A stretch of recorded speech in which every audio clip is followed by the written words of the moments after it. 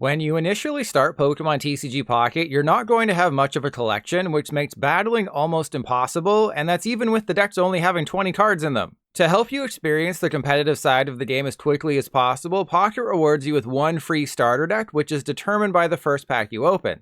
Yes, similar to the main games, a decision you make early on in Pocket will have long-standing repercussions. In Pocket, the first thing you do is choose between opening a Charizard, Mewtwo, or Pikachu pack. Inside is one of the 3 Kanto starters plus your first EX Pokemon. And when you do your initial mandatory Wonder Pick, a full art version of that Kanto starter will also be added to your collection. Then, when you reach Profile Level 3 after 10 minutes or so, battles are unlocked. And by completing the basic tutorial in this section, you'll be given your free starter deck, which unfortunately isn't that great. Those 3 free decks are headlined by Pinsir in the Charizard pack, Sandslash in the Mewtwo pack, and Rapidash in the Pikachu pack. I grabbed the list you're about to see from Pokemon Zone, who compiled them all into a single image, but some of the totals are a bit off. As a Reddit user confirmed though, all 3 decks contain 2 Rattata, 1 Raticate, 1 Pidgey, 1 Jigglypuff, 2 Pokeball, and 2 Professor's Research. Aside from Farfetch'd, the Pokemon all kinda suck, but Pokeball and Professor's Research are 2 of the best trainers in Pocket right now, so getting them free is great.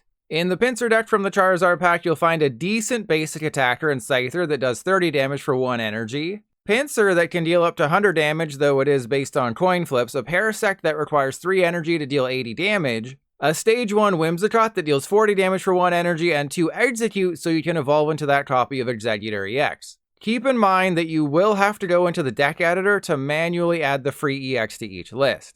In the Sandslash deck from the Mewtwo pack, you get 1 Hitmonchan that's a weaker attacker than Farfetch'd but with more HP. A Stage 1 Mienshao that can deal 40 damage for a single energy, you might be noticing a theme here, a Sandslash that does 70 damage for 2 energy, an Onix that does 70 damage for 3 energy, and 2 Cubone for your Marowak EX. Finally, in the Rapidash deck from the Pikachu pack, we have a basic Pokemon that deals 30 damage for a single energy, a Stage 1 Pokemon that does 40 damage for a single energy, a Centiskorch that does 130 damage for 4 energy, but you have to discard one of those energy, and 2 Growlithe for your Arcanine EX. It's almost impossible to say which starter deck is the best, mainly because they're all so similar.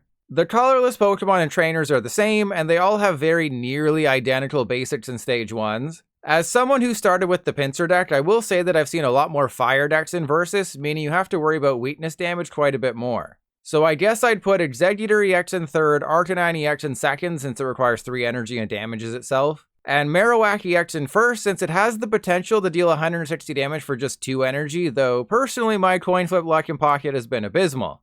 Basically, if you were hoping that one of the free decks was significantly better than the rest, that's not the case. So feel free to base your decision on personal preference. Thankfully, upgrading the decks isn't too difficult, and it's where things get a bit more interesting.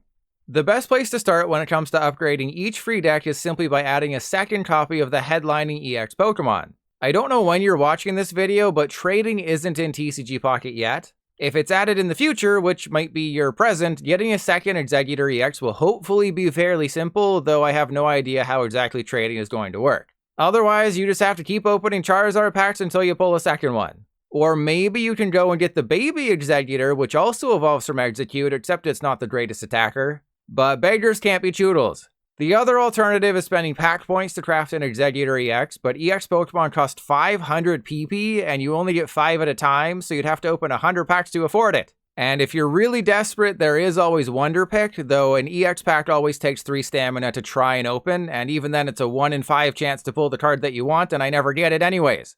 Because Exeggutor EX has such high HP and a really disappointing attack, you'll have to focus more on the tankiness. Erica is an incredible supporter for almost any grass deck, healing 50 damage from one of your grass Pokemon. That's awesome! Add in a potion, now you're healing an additional 20 damage. The downside obviously is that Exeggutor EX might only be dealing 40 damage every turn.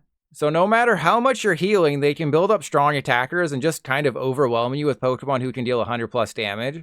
Just like Exeggutor EX, Erica is also found in the Charizard pack. As for Potion, one is free for clearing the first advanced tutorial, and a second can be purchased from the shop for 2 shop tickets. A major issue I've noticed with grass Pokemon in Genetic Apex is that there isn't a single one who deals more than 80 damage, aside from Pinsir if you flip Double Heads and Venusaur EX. And yes, Venusaur EX is by far the best grass Pokemon.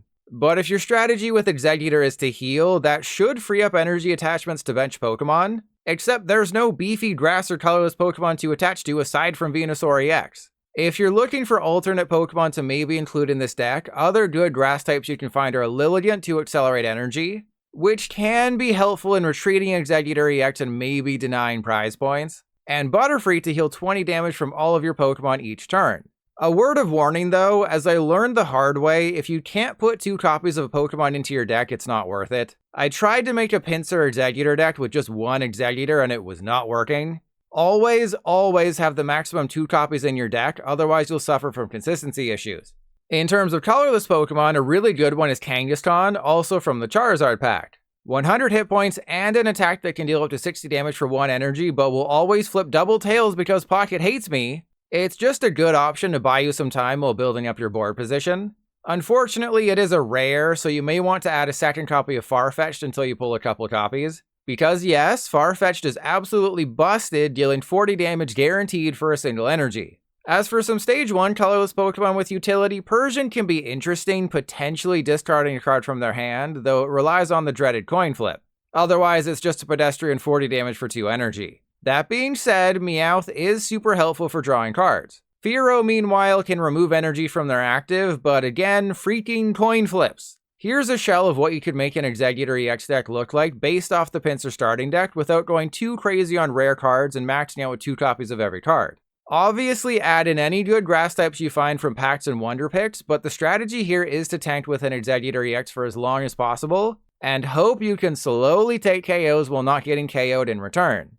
If you were to spend pack points to craft every card you need, it would take close to 1,000 or 200 packs open, meaning you're better off hoping for good pulls, good wonder picks, or for trading to show up sooner rather than later.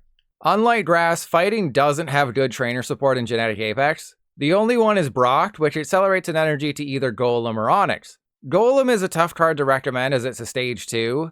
Until you get Golem up and running, Brock is a dead card since it can't attach to Geodude or Graveler. And even if you do manage to put 4 energy on a Golem, it deals 50 damage to itself with its attack. You should instead add a second copy of Onix, which is an uncommon found in the Pikachu pack. 110 hit points and a 70 damage attack on a single prize basic is huge, though you will have to Brock to it once if you want to attack on turn 2 going second. Because Brock is an uncommon in the Pikachu pack, if you open a bunch of them, this is likely the route you want to go to upgrade the Mewtwo starter deck. Otherwise, adding a second Marowak EX is going to be huge here. If you pull the baby Marowak, it could be put in the deck, but it's fairly disappointing, dealing just 40 damage. So run a 2/2 Marowak EX list and cross your fingers and toes that you flip at least 1 heads for 80 damage. One advantage fighting types have is that they hit every dark type, almost every lightning type, and every non-flying colorless type for weakness, dealing plus 20 damage to them. One disadvantage is that most dark types aren't very good, and the only fighting weak colorless Pokemon you're likely to see is Kangaskhan. Thankfully, you do hit Pikachu EX for weakness, so you can laugh at anyone running the mouse. There's a few decent fighting types to replace the Sandslash line with. Primeape is really good if it doesn't get 1-hit KO, dealing 100 damage. And Dugtrio can just win you a game by flipping heads every single turn, though be aware that they can Sabrina and force another Pokemon into the active. And don't overlook Hitmonlee's ability to snipe Pokemon on the bench that your opponent is trying to hide from you. Though it is worth noting that Hitmonlee can only hit benched Pokemon, so it's useless if there's no one there. And as I've mentioned several times before, weakness is not calculated on bench Pokemon. My only issue with these fighting types is that they're all spread out across 3 different packs, so you can't really farm one art and get all of them. Just like the Pinsir deck, Kangaskhan and Farfetch'd are great colorless basics to include, while Persian and Fearow are potentially good stage 1s to use. Here's a cheap way to improve the Sandslash deck, assuming you can get your hands on a second Marowak EX. I did go the Brock route because I think Onix is absolutely crazy if you get that acceleration early.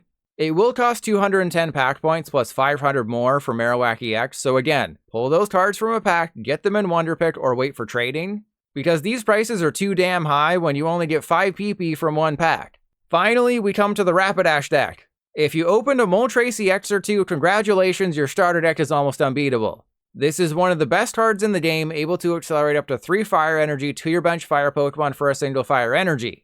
Of course, it all comes down to coin flips, but even a single acceleration makes Moltres worth it. And while you're busy powering up your bench Pokemon, you're manually attaching to Moltres. So you can either retreat it with 2 energy or get 3 energy on it and deal 70 damage with a fire type who's weak to lightning, not water. Of course, getting Moltres EX in your collection isn't easy right now, so I'll assume you don't have it. In that case, your best course of action is to take advantage of Blaine. Craftable for 70 pack points or found in the Charizard pack, Blaine boosts the damage your Ninetales, Rapidash, or Magmar deal by 30. This is much better than the plus 10 Giovanni adds, but obviously Blaine is limited to just those 3 Pokemon. Still, 2 of those 3 Pokemon are included in the deck, which makes Blaine the best card to add for an immediate boost. So my suggestion is throwing in 2 Blaine plus a second Rapidash and a second Magmar. That way you can deal a meaningful 70 or 80 damage with either of them. Obviously, the next obvious addition is a second copy of Arcanine EX. Yes, damaging yourself isn't great, but dealing 120 to your opponent's active is. And the baby Arcanine is a good attacker as well, dealing 100 for 3 energy, though again it puts 20 damage on itself. Because Blaine is such a focal point with this deck, I'd suggest skipping Persian and Fearow. Kangaskhan and Farfetch'd are always good options, though I've noticed that Kangaskhan can be a bit of a hindrance, as that 3 energy retreat cost might see it unable to move from the active. The plus side is that you can be attaching to Arcanine EX while Kangaskhan is soaking up a couple of hits. Here's how a cheap, upgraded Rapidash deck should look in Pocket. One nice thing is that you don't necessarily need that second Arcanine here. If you decide to forego it, you just have to find yourself 2 Blaine as well as those second copies of Rapidash and Magmar, and you have a deck that doesn't suck. And those are my tips for how to upgrade the free starter decks in Pokemon TCG Pocket when it launches globally on October 30th. If you have any other suggestions for how new players can get off to a better start competitively, let everyone know in the comments.